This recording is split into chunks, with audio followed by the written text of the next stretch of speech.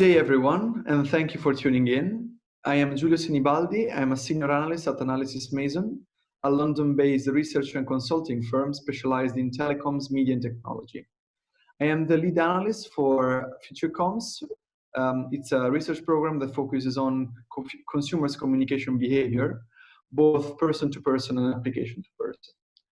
Today, for the Analyst Briefing session, I'm going to show you a preview of Analysys Mason Connected Consumer Survey 2020, particular on our results from our questions on consumers' communication behavior.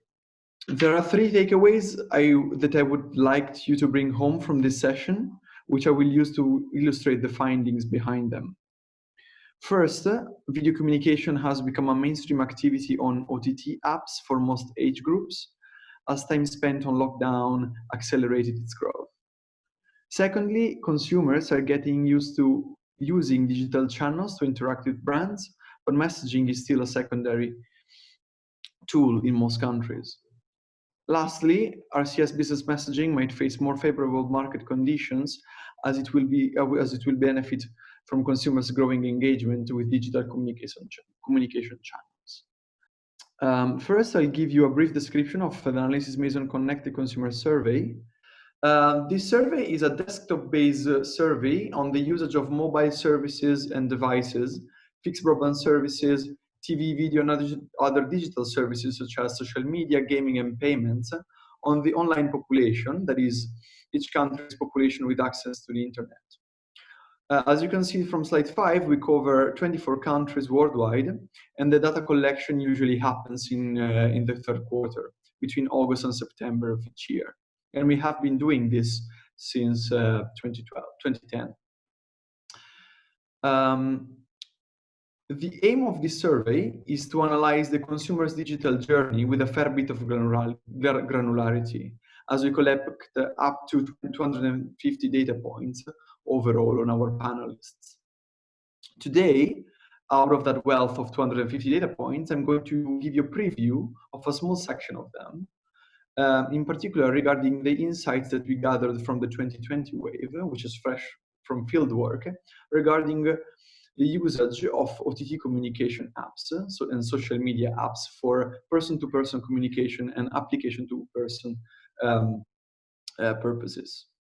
In this section of the questionnaire, we ask questions regarding the OTT communication and social media service adoptions, the features that the consumer use, and their preference in which channels do they prefer to use when they interact with brands. We use such information to monitor the development of the person-to-person communication landscape and the role of the OTTs and operators' messaging services for most of the A2P communication use, most common A2P communication use cases. And let's move to the first part of our presentation regarding the headline structure of the markets. So first, the OTT communication and social media market is mature, as almost all connected consumers use social media services or OTT communication apps, and most of the residual potential for growth via user acquisition, that is like growing your user base, remains among consumers aged 55 and above. In the graph on the left of slide 8, you can see the self-reported penetration of social media and OTT communication apps by age group in Europe and the US. In dark blue, you can see the levels in 2015, and on top you can see the progressive growth of penetration between 2015 and 2020, with the bar in red, which is basically the penetration growth in the from between 2020 and 2019. Interestingly, such linear relationship between age and service adoption is mostly true for the developed markets, in particular in Western Hemisphere, but also including Australia and New Zealand, for example. In emerging markets that we survey, but also in developed markets in Asia, such as South Korea and Taiwan, which we previously surveyed, almost all people among all age cohorts, including 55 and 65 plus, those the one connected to the internet, of course, are already users of such apps.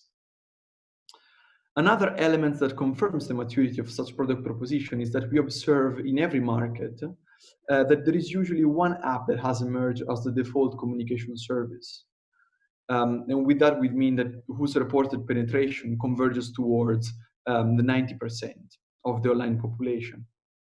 As you can see on the table and on the top right of this slide, the most famous examples are the Asian super apps, such as KakaoTalk in South Korea, WeChat in China, Line in Japan and Taiwan. In Europe and in the US, Facebook has gained similar levels of consumer coverage, but it is fragmented across its family of apps. That is, its social media services, Facebook and Instagram, and the OTT communication services that are WhatsApp and Facebook Messenger. In the figure in the bottom right corner, you can see that the Facebook families of apps covers almost 90% of the online consumers in Europe and in the USA. However, the OTT communication and social media market is not just a winner takes all, where you have just one dominant platform. You have the default services, but also you have consumers that are using a lot of a multiplicity of apps on top of the default communication services. ByteDance TikTok is just the last example of an independent high-growth service outside the largest apps and ecosystems.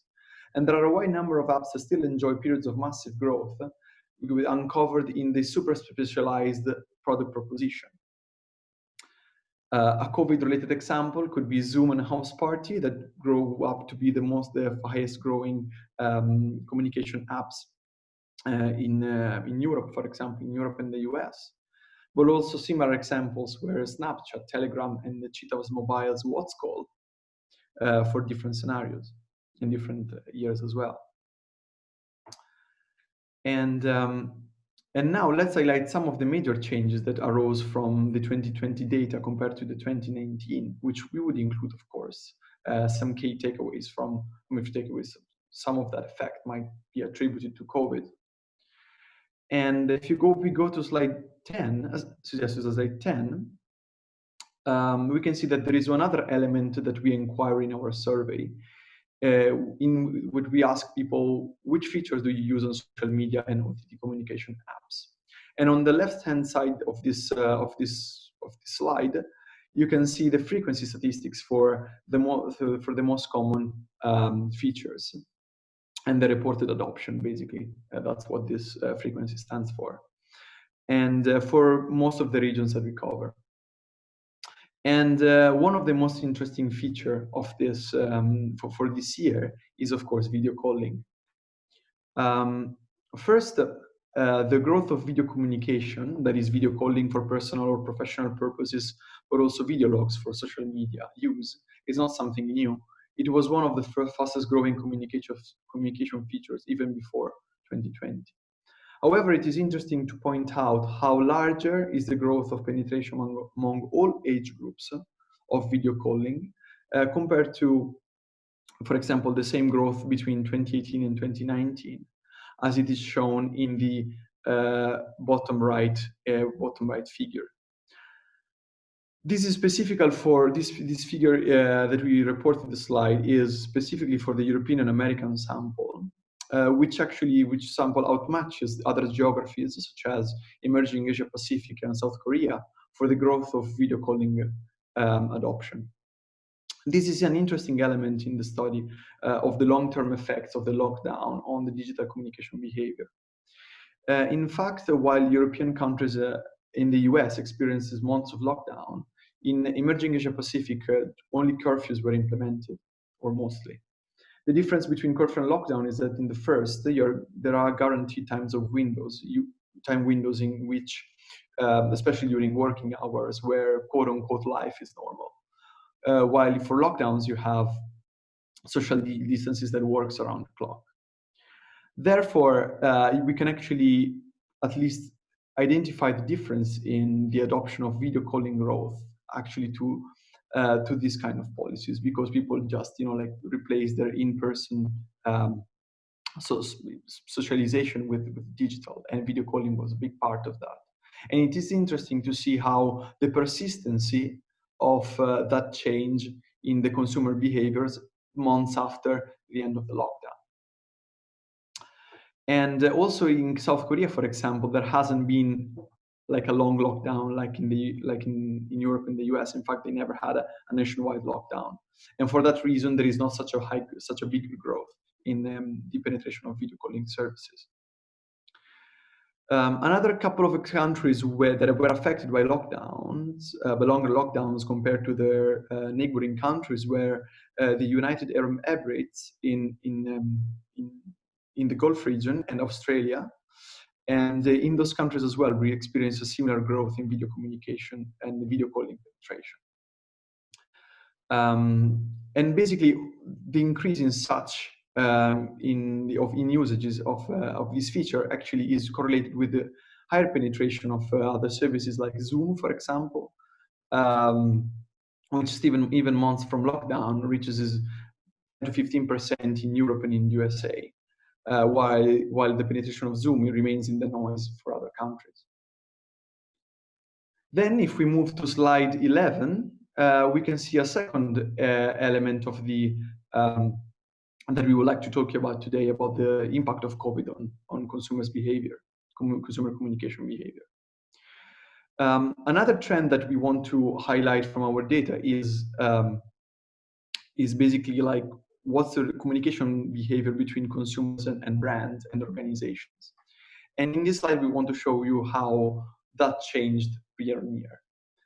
These results comes from a set of questions that we ask panelists regarding the preferred channel in which they communicate with brands for two specific use cases, as you can see on the top left of slide 11, which are customer service and sales support. The business communication channels that we inquired for are website, email, social media, OTT messaging apps, SMS, and of course, if they communicate, with brands going in store, so like the old way, or just making a phone call. And on the slide on the right-hand side of the slide, on the graph on the right-hand side of the slide, you can see basically the aggregation of those results for sales support and customer service in Europe and EMAP. And you can see there is a big difference in the preferences for the usage of those channels. And basically, the ranking that we can see for the different geographies depends on a wide range of drivers, such as like the age distribution, the consumption behavior, what is their most used digital interface. For example, in EMAP you have a mobile first experience, whereas in the Western world is more mixed, and people were educated using basically fixed devices. However, similarly to what happened to video communication, what we have seen in the preferences in business to consumer communication channels is that people decrease significantly their reported preference towards traditional channels. And this is, again, like video communication, this is a trend that's not new for 2020, and something that has comes from afar. But in 2020, we saw a massive growth, a massive decrease in the preference for tradition, basically like communicate with businesses using traditional tools, such as going in-store or using phone calls. And in particular, what happened is that the website was the channel that was best, and that best actually like gained from this in this year, in particularly because people were stuck at home, and they started using Amazon more and more, and other e-commerce like channels. And that is especially true for Europe. And again, we kind of see the same pattern that happens with video communication, where lockdowns were more strict and COVID suppression policies were more strict. Then we could see like a much stronger decrease in the preference for traditional tools. Again, this is interesting because we have to understand how the persistence of this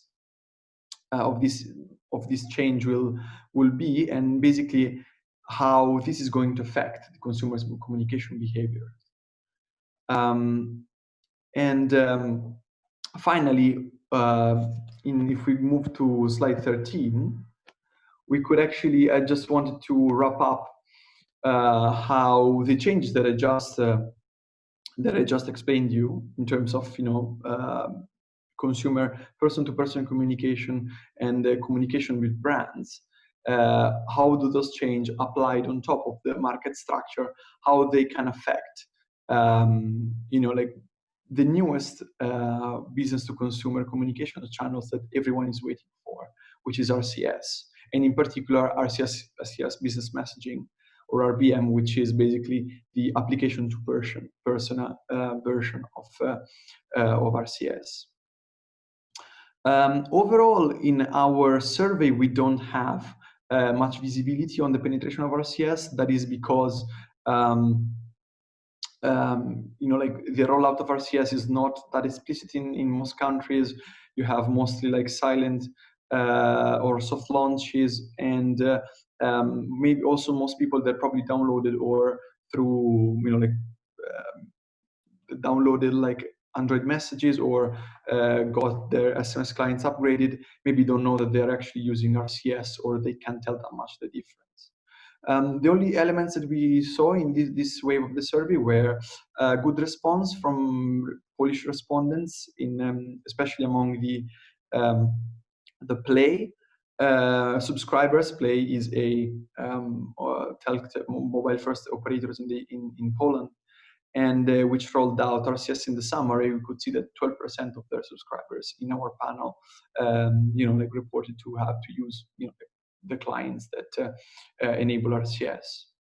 Whereas in South Korea, the three main operators, SKT, KT, and LG Plus, they rolled out an RCS client under an umbrella brand, which is called Chatting Plus, that works like an app basically, and we could basically ask people, if they use it for person-to-person communication purposes, and unfortunately, only 5% of them reported to use them. We expect that the actual penetration is higher, but because South Koreans use mainly Kakao Talk for person-to-person communication, it makes sense that they have it, but they don't use it for P2P communication.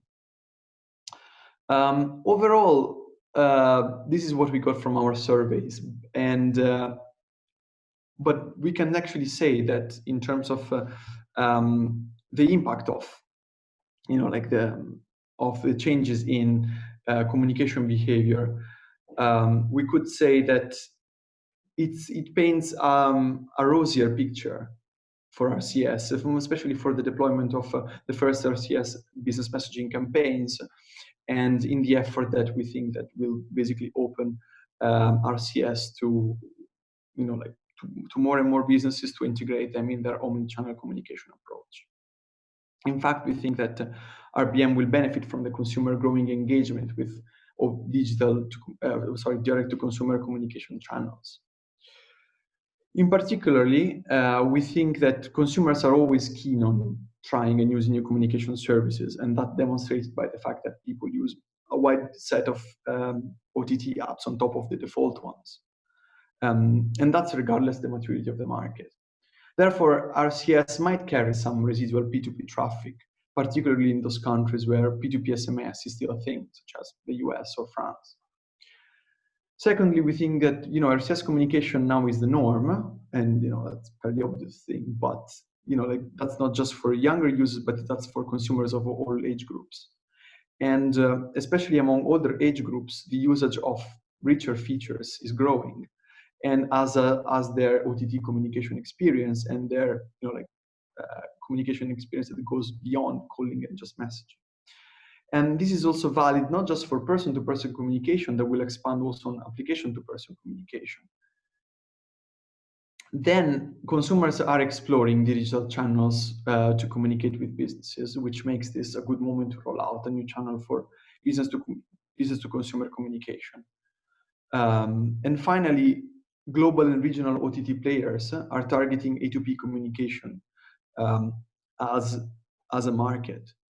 And now that growth especially now because growth from user acquisition wanes as the market matures, as the OTT person-to-person communication market matures. And basically RCS can benefit from this, because OTTs will try to educate their customers, both the consumers and the business customers, to the use of direct-to-consumer communication channels within, like social media or a messaging ecosystem. And basically, consumers and businesses will be educated by that, and they will actually use those learning also to use the newly rolled out RCS channels. Therefore, we think that, like that could have, this whole development may have a positive impact on RCS. And that's all from me today. Thanks a lot for tuning in. Let me finish just recapping the last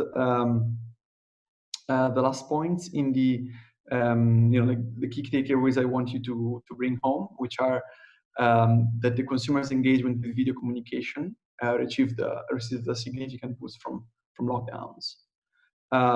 Consumers are getting used to digital channels to interact with brands, but messaging is still a secondary channel in most countries, and that RCS business messaging might face some more favorable market conditions due to basically the development that consumers' digital communication behavior went through in the last year.